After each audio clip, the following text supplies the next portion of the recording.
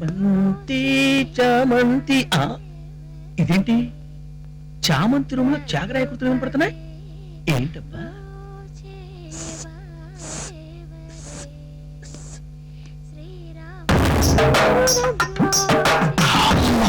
చామంతి ఇన్నాళ్ళు ప్యాకింగ్ లో ఉండి ఊరించావు ఇప్పుడు డైరెక్ట్ గా షో చూసే ఛాన్స్ ఇచ్చావు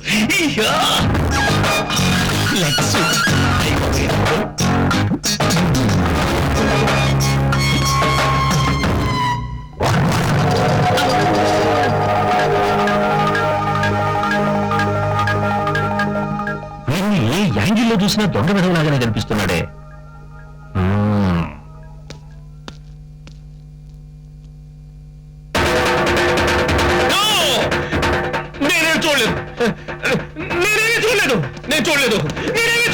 ఏంటి మావయ్య ఇలాంటివన్నీ చూస్తే నేను తట్టుకోలేను.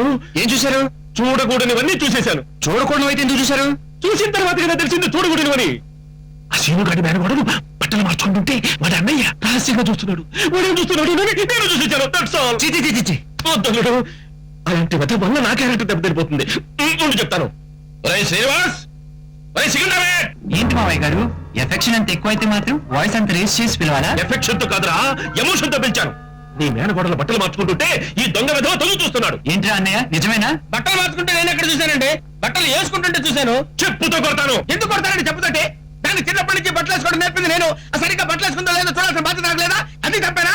చేసిన తప్పు ఒప్పుకోకుండా ఇంకా ఆర్గ్యుమెంట్ చేస్తున్నావా? చిచి అసలు మీలాంటి నీచమైన ఫ్యామిలీలో మెంబర్ ని నాలుడుగా చేసుకోవడం నాకు సిగ్గుగా ఉంది. మావయ్య గారు నన్ను ఎన్ని మాటలన్నా భరిస్తాను కానీ నా ఫ్యామిలీని ఒక్క మాటైనా సహించను. ప్రెస్టీజ్ దిగితే మా ఫ్యామిలీ ముందు మీ ఫ్యామిలీ వాడి మీద చేయబడ్డానికి వీలేదు. అల్లుడు మీకెందుకు మావయ్య శ్రమ? వాడి సంగతి నేను చూసుకుంటానుగా.